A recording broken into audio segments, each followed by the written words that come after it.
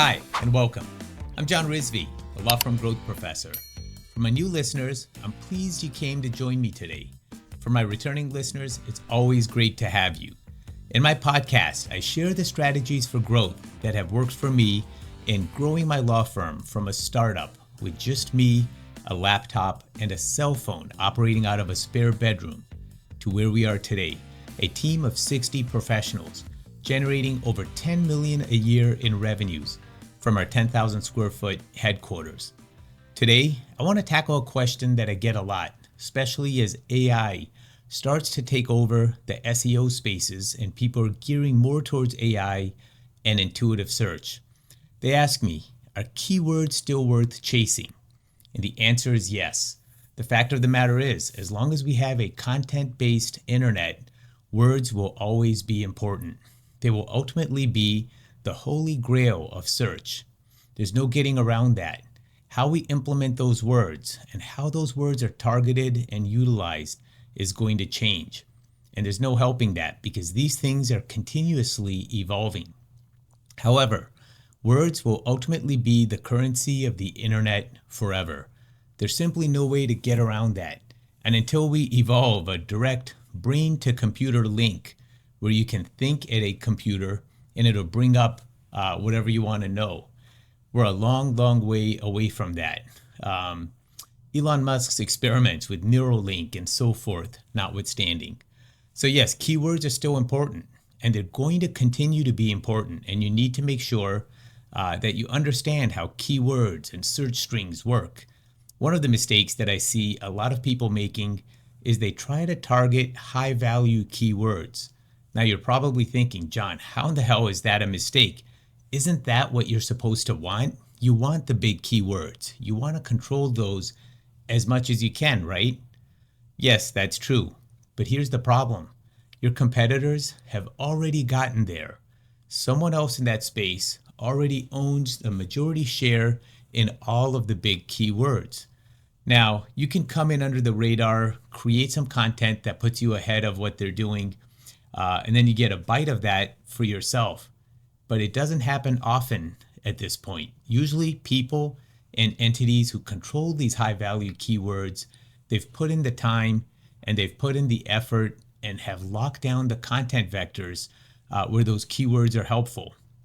So that means unless you're doing something truly revolutionary, you're not going to beat them at their own game. It's tempting to try, and I'm not saying that you shouldn't. However, you need to be realistic about what you can expect when you're targeting, say, divorce as a keyword or patents as a keyword if you're not there on the ground floor. If you weren't working on this 30 years ago, when the rules of SEO weren't even really codified as a way of searching, you're behind the times already for those types of keywords. Again, it's not to say that you can't get in on those high value keywords at all. Those are the ones that everybody in the sector, in your field, in your specialization is going for. But you'd be better off to look for keywords that are related, but not those exact words. In these cases, a good tool to start with is old school. Look at a thesaurus or a dictionary, and you can look these up online. The digital versions are fine. You don't have to go completely dead tree with this. But you need to understand that semantically related or linked keywords can be a much more effective source of search power. For example, before you go, if say your go-to keyword is divorce, and you know that that keyword is saturated and everybody in the world and their ex-girlfriend's cat is targeting it, that makes it a very desirable keyword. So what if you say termination of marriage? It's the same thing from a legal perspective. However, it's a different keyword that's not as competitive. Now, of course, you're not going to be able to talk about termination of marriage without using the word divorce, because not all of your readers are going to be sophisticated and understand that termination of marriage is the same thing as divorce. What you can do is say how to terminate your marriage in 10 easy steps or something like that. What you want to do then is try to come up with as many keywords as you possibly can that fall under the umbrella of divorce, termination of marriage, alimony, etc. All of these related concepts need to be considered. But if you want to try and use these high value keywords, use them sparingly. Go for the lower hanging fruit. Go for the keywords that people aren't looking for as often, but they still have enough of a volume to make it worthwhile. Now, if they're not looking for them as much, the common argument is there's a reason for that, and that's fair. So yes, you do want to get some of those higher value keywords in divorce, alimony, child support, child custody, co-parenting.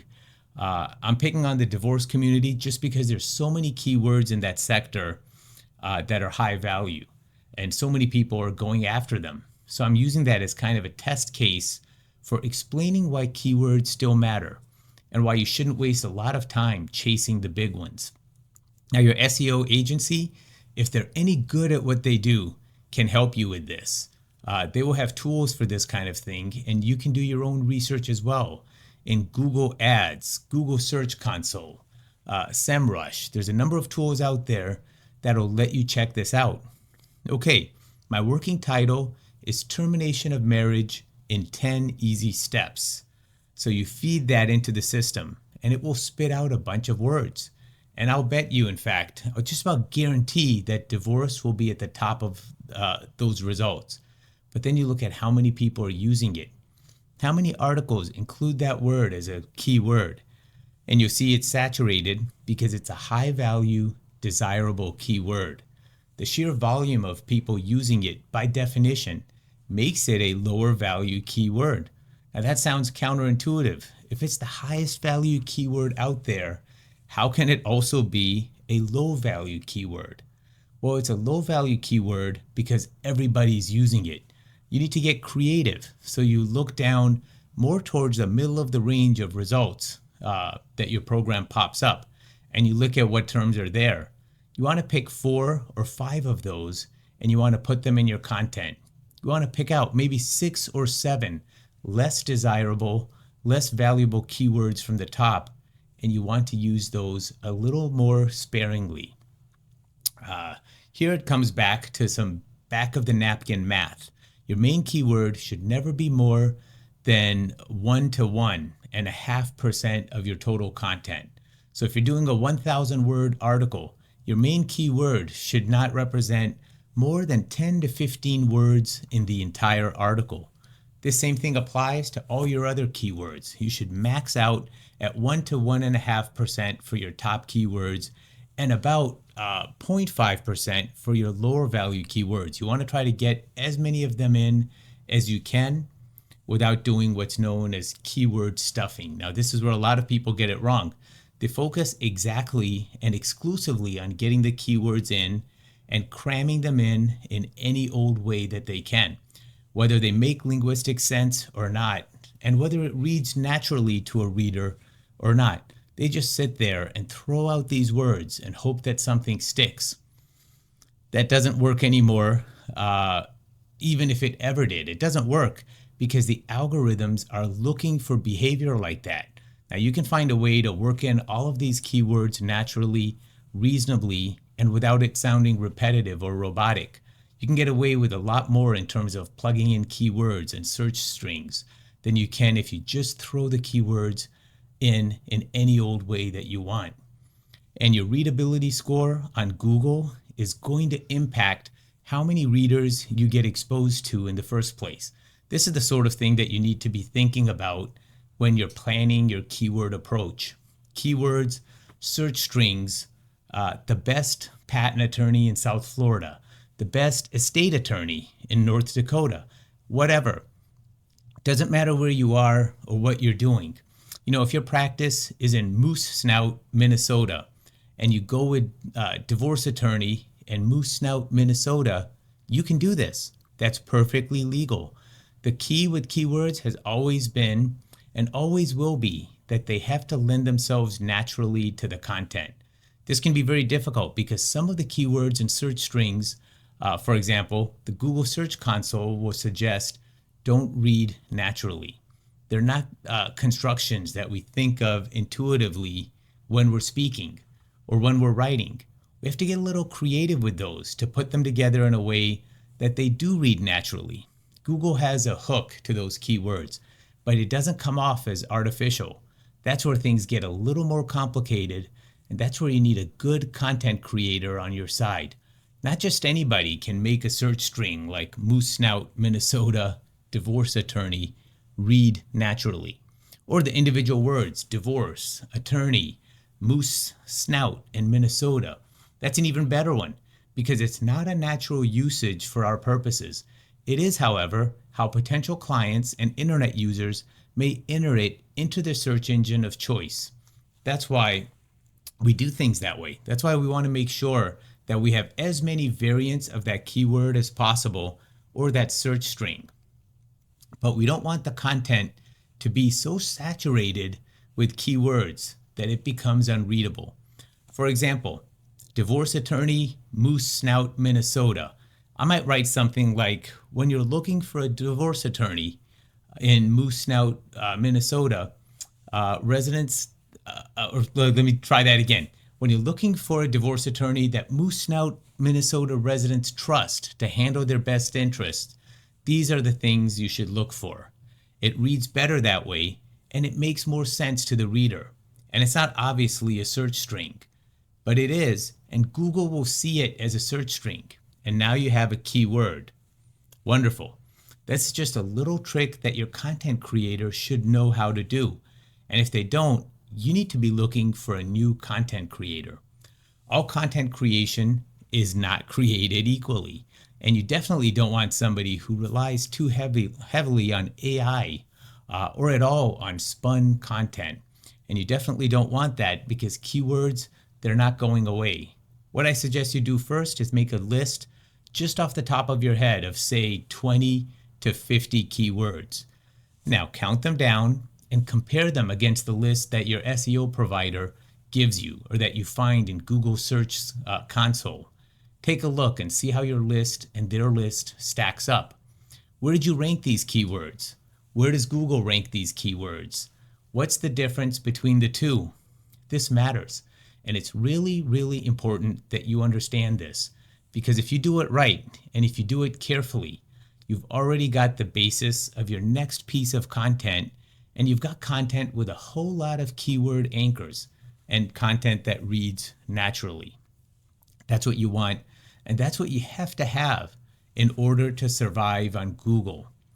So now that you've got your list and you've compared it against Google, you've said, okay, Google, this is a high value keyword, which we've already discussed. It's also a low value keyword. So you want to start looking at other related semantic terms that give you the same effect and that say the same thing and that people are going to look for without overusing those high dollar keywords that, let's face it, are probably already under rigid control anyway. It's unlikely you're going to get in on the ground floor with that. Yeah, it's like I said, every once in a while you might get lucky and you have content, and your content creator may come up with something that just blows the algorithm out of the water. And then all of a sudden you're at the top of the results for a keyword term that you would have said based on the list you couldn't have gotten. And yet you did. And you didn't use any tricks. You didn't do anything fancy. You did exactly what Google expects you to do. You created great content that includes the keyword and educates and informs your user and gives them something of value that they can take with them. This is always the key to any form of communication. The key is always offering and exchanging ideas until we figure out telepathy or neural linking to computers. We're going to be stuck with words as stand-ins for concepts and ideas. And of course, physical things. Words are just symbols, and we all know this. And because we know this, we went to law school. We took rhetoric, and most of us have already taken at least one creative writing class somewhere in our career. So we understand the function of words. What we have to do now is put those words into the right order to convince and persuade someone who knows nothing about us or little about the subject matter, but when they see it on the page, they know that we're doing it, and they know that we have a good bet to back them up on their legal needs. We can do this. It's not difficult. It sounds a lot more complicated than it is, but every time you draft a letter to a client or draft a cease and desist demand, you're using those skills. This is just a different application of that same skill set and the same process. You're trying to convince somebody to do something or to not do something. You're explaining, this is why you want to do this or why you don't want to do this. These are the things you need to be thinking about. So this should not be scary or intimidating. What's strange to me is that for a lot of attorneys that I deal with, this is strange and intimidating. They look at it and they say, this is weird, this is scary, this is not an application of the things in a way that I've ever thought of them before, and I've never had to. Well, that's not true. Every single time you write a text message, you're using these skills. You're just applying them in a slightly different way for a slightly different outcome. Ultimately, you're doing this to market yourself. Words are never, ever going away. They're the bedrock of our profession, and they're the bedrock of the internet. So get comfortable with using them. If you find a weird construction, like the one that I threw out earlier, like divorce attorney, Moose Snout, Minnesota, if you find that kind of situation in your Google keywords list, play with it. Think about it a little bit. How can I make this read smoothly to a human reader? Machines don't have that problem. Machines don't care whether it reads smoothly or not. Machines are faking it when they say this looks good. This reads at a 5th grade level and it's very clear and easy to understand. Machines think that they get it, but they don't. The real arbiter and the real test of whether or not your content is successful and whether or not your keyword plan is successful is, does your intended reader get it? Does your intended reader find value in it? Does your intended reader go from there to contact you to pursue the issue further? If the answer to all of these is yes, then guess what? You've nailed it and you already understand this. But people get scared about keywords. They get worried about them. They get nervous. They go, I'm not sure I understand how keywords work. Well, sure you do. You've been using the internet, I assume, long enough to know how to research Supreme Court cases, where the best bakery near you is, or maybe you're looking for a lounge or a night spot. We use this stuff every single day and we don't even realize it. It's become such an integral part of our society and our daily lives that we do it literally without thinking about it. So don't be scared of keywords. Keywords are our friends. They're the building block for literally everything we do online. It's just a question of getting them right and using the right keywords in the right way, and then putting those keywords together in the right way. For your prospective clients, if you can do that, you have no problems. And a lot of people who've done this a few times will tell you it's not as scary as it sounds. It's not as hard as it sounds. And it's really more intuitive than a lot of people make it out to be. So be sure to keep that in mind when you're thinking about your keyword campaign and how you're going to apply these points to your broader marketing for your firm. Again, I'm John Rizvi, the law firm growth professor. Before you leave today, I'd appreciate it if you could click the like button. Make sure to subscribe so you don't miss any updates from this channel. And don't forget to share with your friends and colleagues who may find this podcast helpful. Thank you so much for stopping by today. And be sure to tune in next week for more tips and ideas on making your firm's digital presence stronger and more durable. I look forward to seeing you next week. Thank you. When a new idea pops into your brain, call the patent professor. That's my name.